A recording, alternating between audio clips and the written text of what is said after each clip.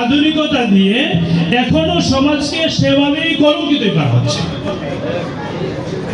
আমি বলি, দেখো, মাদ্রাসা শিক্ষার কথা বলা হচ্ছে, মাদ্রাসা শিক্ষা যথেষ্ট কিনা, বন্ধ করেন, মাদ্রাসা শিক্ষা যথেষ্ট কিনা।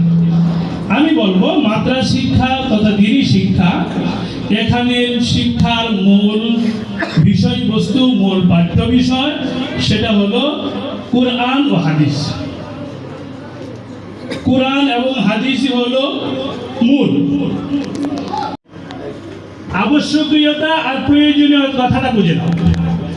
আমরা দেখি আল্লাহ তাবারক ওয়া তাআলা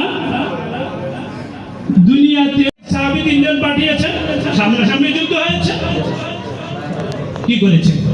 তিনজন সামনে দাঁড়িয়েছে, তিনজনকে কচুকাটা করে দিয়েছে। এটার নাম হলো আধুনিকতা। এটার নাম নয় যে আওয়াজবিহীন বিমান তৈরি করেছি আর এটাকে এসে বম্বিং করে দিয়ে একটা দেশকে তছনছ করে দিয়েছে।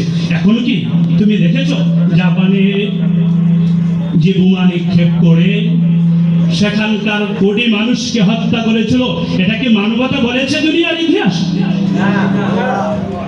বলি তো না। তাহলে আধুনিকতার উৎকর্ষ কোথায় হলো?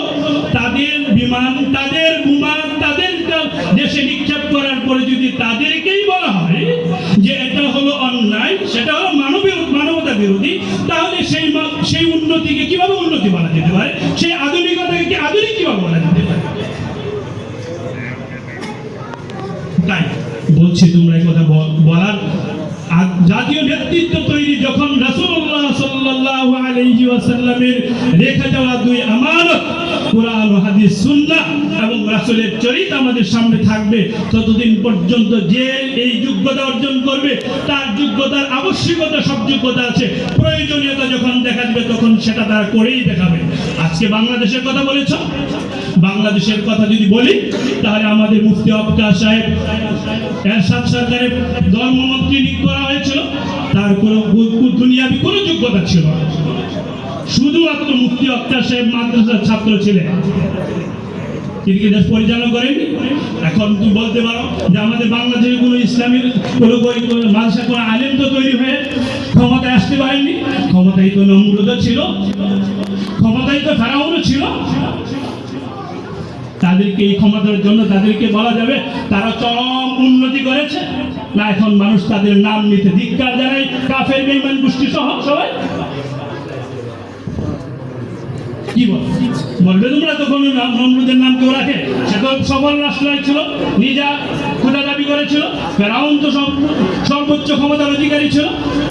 ক্ষমতায় অধিষ্ঠিত হওয়া, ক্ষমতায় অধিষ্ঠিত হওয়া কোনো উন্নতি নয়, কোনো উন্নতি হতে পারে না। এটা এখন পর্যন্ত বহাল আছে। সমর কৌশলের দিকে তাকাও, তাদের সমর কৌশল, খালিদ বিন ওয়ালিদ রাদিয়াল্লাহু তাআলা যে সমর কৌশল দেখিয়ে গেছেন, সালাহউদ্দিন আইয়ুবী যে সমর কৌশল দেখিয়ে গেছেন, মাহমুদ গজনবী যে সমর কৌশল দেখিয়ে গেছেন, বর্তমান মোল্লা উমর যে সমর কৌশল দেখিয়েছেন, তার তুলনা কি এখনো কি পৃথিবী দেখাতে পেরেছে? কোন দিকে দেখা?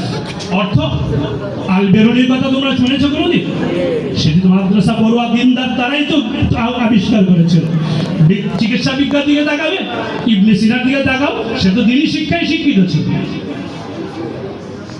এবার দ্বিতীয়টার দিক তোমাদের সামনে বলতে চাই, লম্বা কথা বলা যাবে, কিন্তু আমি তোমাদেরকে শুধু এখন বক্তৃতা দেওয়ার জন্য বলছি না, তোমাদের হীনমন্যত দূর করার জন্য বলছি। এতক্ষণ পর্যন্ত পক্ষে বিপক্ষে যেহেতু কথা হয়েছে, বিভক্ত কথা শুনে যদি তোমাদের মনের ভিতরে এই প্রশ্ন জাগে যে মাদ্রাসা শিক্ষায় যথেষ্ট নয়, এই কথা তোমরা ভুলে যাও। এই কথা তোমাদের দিলে ধারণ করলে আসলে এটা ভুল হবে। মাদ্রাসা শিক্ষাই একমাত্র শিক্ষা, যে শিক্ষার আবশ্যকীয়তা সব জ্ঞান দিয়ে দেওয়া হয়।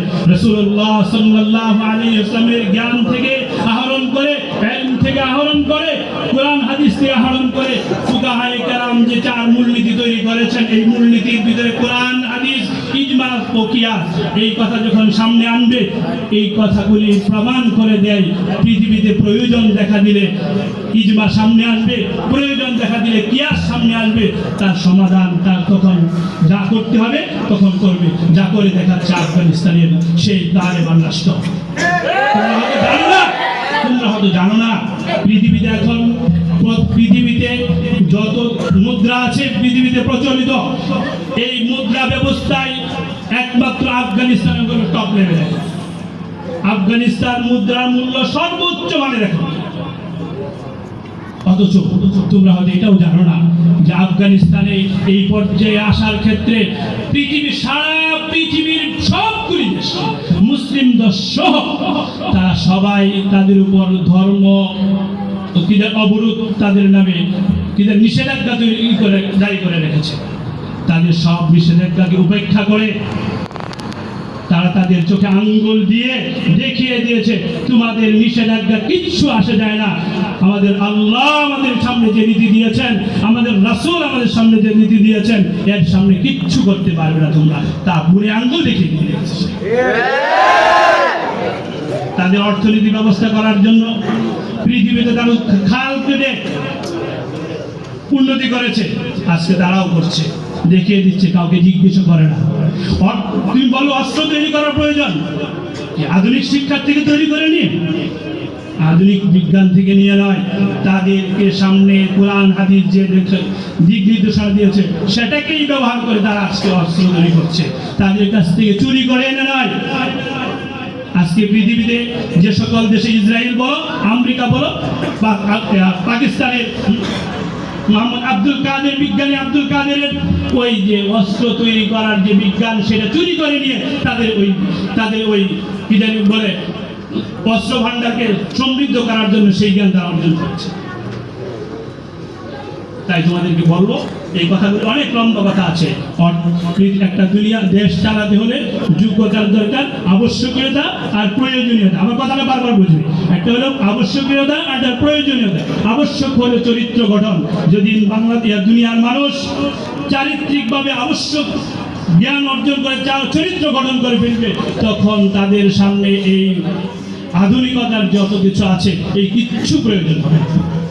প্রয়োজন দেখা দিলে হয় উমর রাদিয়াল্লাহু তাআলা আনহু, এখন মোবাইলে আমরা কথা বলি, আমেরিকা থেকে যেমন কথা শোনা যায়, সেদিন প্রয়োজন ছিল উমর রাদিয়াল্লাহু তাআলা আনহু সেই সুদূর পাহাড়ের আড়ালে যখন করছিলেন, সাহাবার যুদ্ধ পরিচালনা করছিলেন, সেদিন উমর রাদিয়াল্লাহু তাআলা কথা বলার জন্য এখন তো মোবাইলের প্রয়োজন হয়, একটা নেটওয়ার্কের প্রয়োজন হয়, তখন তো নেটওয়ার্কও ছিল না, আল্লাহ তাআলা সেটাও দিয়ে দিয়েছে। এটাকে আমাদের সামনে আদর্শ নয়? কি বলবো, কোন দিকে সবকিছুই আমাদের সামনে ভাসমান।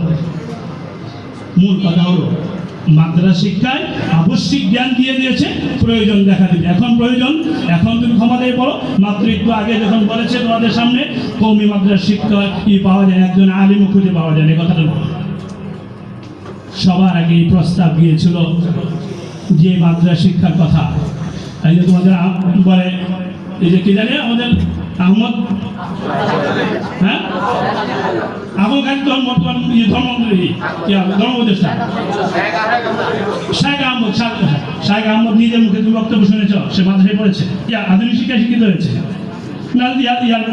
হাটাজারি মাদ্রাসার ছাত্র, কোন মাদ্রাসার ছাত্র? হাটাজারি মাদ্রাসার ছাত্র। এরপরে পড়াশোনা কি বাংলাদেশে কোনো ইয়াতে করছে, ভার্সিটিতে করছে না মদিনা ভার্সিটিতে করছে? মদিনা ভার্সিটি কি কোনো আধুনিক শিক্ষার প্রতিষ্ঠান? আধুনিক শিক্ষা প্রতিষ্ঠান?